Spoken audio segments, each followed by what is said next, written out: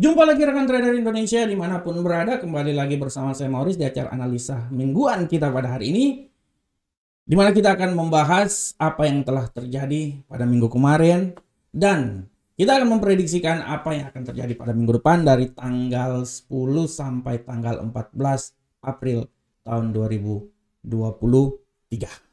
Rekan trader semuanya, pergerakan pasar yang terjadi pada minggu kemarin sangat luar biasa, dan kalau kita lihat rekan trader, pergerakan tersebut membuat dolar Amerika benar-benar jatuh sampai level terendah, sehingga membuat pasangan mata uang lainnya atau aset lainnya mengalami peningkatan yang sangat signifikan.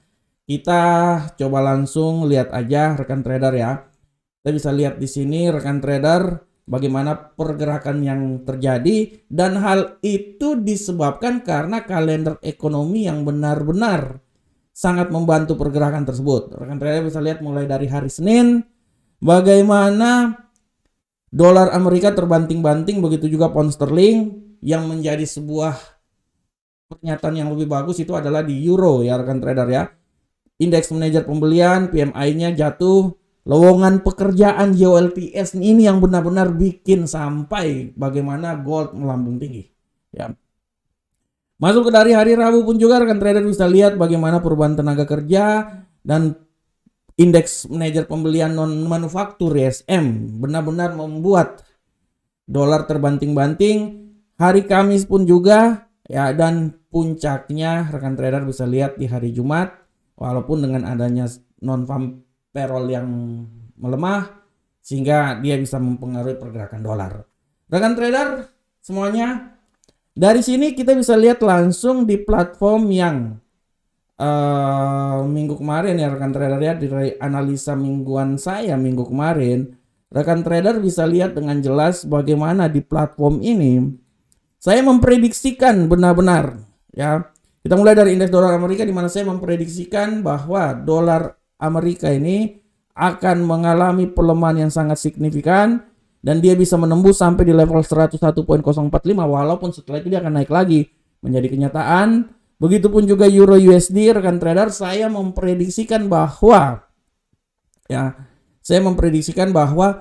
Euro USD mengalami kenaikan, walaupun prediksi saya sampai di 1.09903, tapi rupanya dia tidak sampai di situ ya. Tidak sampai di situ, dia cuman sampai level paling tertinggi itu di seputaran 1.09702.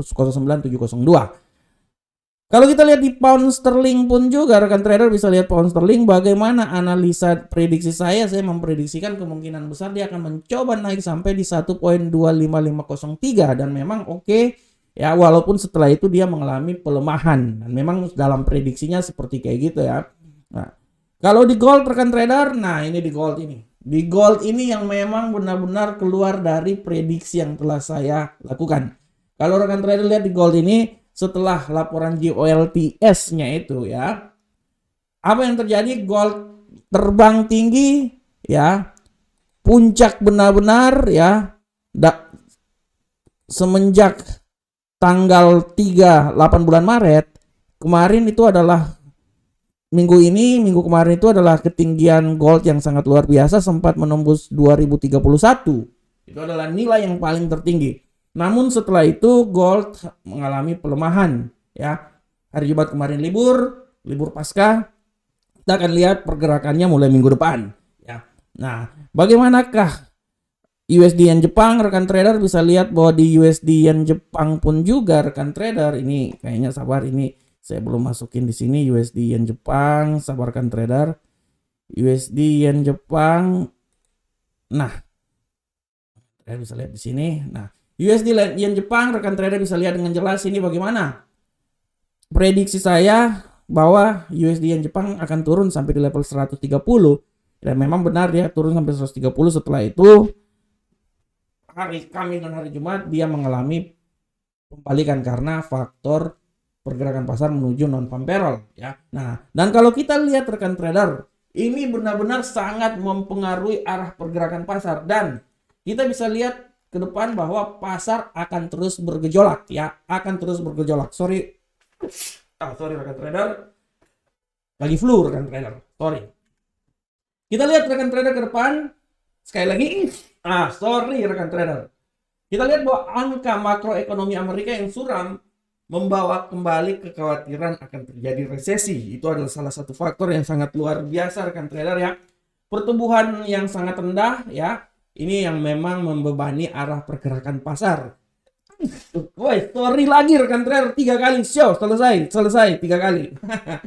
Nah, inilah yang membuat pergerakan pasar ke depan dalam tanda tanya. Dan untuk minggu depan rekan trader, saya cuma mau bilang bahwa minggu depan pasar ini akan benar-benar tergantung dari ya hasil inflasi yang akan terjadi.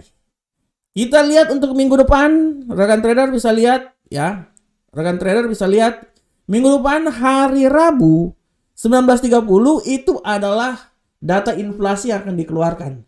Dari sinilah kuncinya. Selain kunci utama di sini, ya hari Rabu ini, kunci yang paling besar adalah nanti rapat FOMC. Nanti rapat FOMC. Kamis dini hari 01.00. Oleh karena itu rekan trader, pergerakan pasar ke depan untuk minggu depan akan ditentukan pada hari Rabu IHK dan hari Kamis dini hari. Dan kalau kita lihat angka makroekonomi yang sangat suram akan menjadi hal-hal yang membuat kekhawatiran. Nah, inilah yang menjadi alasan. Dan kita akan lihat seberapa besar informasi yang akan diberikan, data yang diberikan. Dan kita akan melihat bahwa kemungkinan kenaikan tingkat suku bunga berapa. Kalau seumpamanya kenaikan tingkat suku bunga masih 25% lah, 25 BP, artinya tidak tertutup kemungkinan dolar akan sengaja atau dolar akan sedikit menguat. Walaupun tendensi dovish terjadi. Ya, oleh karena itu rekan trader, kita akan lihat arah pergerakannya. Begitupun juga nanti terjadi pada gold. Ya, gold ini kalau kita lihat rekan trader, kalau kita lihat gold ini nanti kita lihat bahwa harga emas ini dia akan terus rally.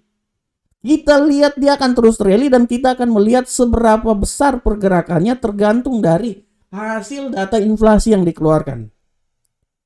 Walaupun secara teknikal kita bisa lihat bahwa kemungkinan penurunan itu sudah bisa terjadi. Dan saya bilang bahwa kemarin faktor 2030 itu kemarin karena GOLTS itu ya, itulah yang menyebabkan bagaimana kenaikan sampai level tertinggi. Tapi kemungkinan besar juga akan terjadi pelemahan yang bisa saja terjadi. Ya, kita akan lihat. Akhirnya kita lihat, kalaupun nanti memang benar-benar data ini memberikan kekuatan ya terhadap dolar Amerika, artinya semua akan turun. Dan kita akan lihat seberapa besar kenaikan tingkat suku bunga yang akan dikeluarkan oleh Gubernur Central Bank Amerika, Jerome Powell. Oleh karena itu rekan trader, kita akan lihat untuk minggu depan ya, secara teknikal kita lihat ya, tendensi penurunan ini masih saja bisa terjadi rekan trader. Tendensi penurunan masih bisa terjadi. Ini saya kasih angka gini buat rekan trader ya. Menurut saya tendensi penurunan masih bisa terjadi sampai di level 100. Saya tidak mau bilang bahwa penurunannya itu sampai di level sini rekan trader. Saya lebih optimis penurunannya itu sampai di 100.730. Ya. Tapi seberapa besarnya kenaikan yang akan terjadi? Saya memprediksikan bahwa kenaikan bisa terjadi paling awal itu sampai di level sini ya. Dan yang paling tertinggi saya bisa bilang bahwa kenaikan itu bisa terjadi sampai di level 103.338. Oleh karena itu, saya memberikan sebuah asumsi bahwa pergerakan dari indeks dolar Amerika minggu depan, saya bisa bilang bahwa dia akan bergerak antara 100.730. Itu yang paling terendah kalau memang benar-benar terjadi penurunan ya. Menurut saya untuk turun lebih jauh lagi ke bawah, menurut saya tidak. Saya lebih berasumsi bahwa dia kemungkinan dia bisa naik sampai di level 103.338. Bisa naik sampai di atas sana. Walaupun tendensi pelemahan masih saja terjadi karena nanti kita akan lihat hasil yang terjadi pada data inflasi dan rapat FOMC akan dilakukan. Oke, selanjutnya rekan trader, bagaimana Euro USD?